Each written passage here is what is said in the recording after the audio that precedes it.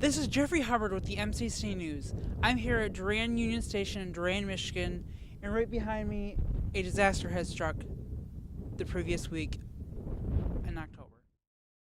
The number 155 car train was heading west from Fort Huron to Battle Creek when it derailed in Durand. According to CN spokesman Patrick Walden, their investigation that caused the crash is not known. At the time of the crash, there was no injuries reported. According to CN, there were no hazardous material involved in the crash. I had spoke with Sally Libby, a resident of Durand. I had asked her how it impacted her.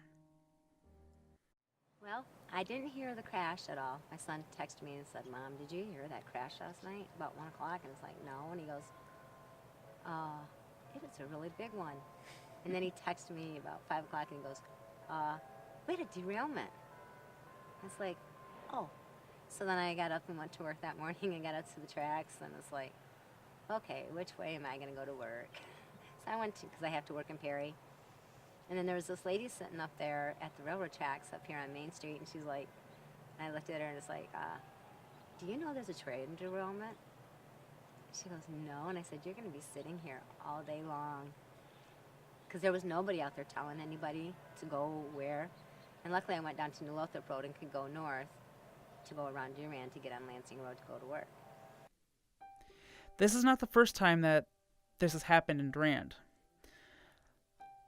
On August 6th, 1903, two separate trains from the Waltz Brothers shows met in a rear-end collision that resulted in the death of 23 people and twice as many injuries.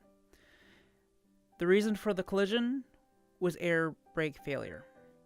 The results, death of many people and animals. Daryl Justice, another citizen of Durand, had this to say. My name's Daryl Justice. I'm talking about the train derailment here in Durand. The way it affects us is we got one way in and one way out of town, so if it ever blocked the tracks over there, and if it was a chemical train, we would probably be in real bad shape. Just in this little suburb community next to the Durand Union Station, one accident could cost much more than vehicle damage. This is Jeffrey Hubbard with the MCC News reporting.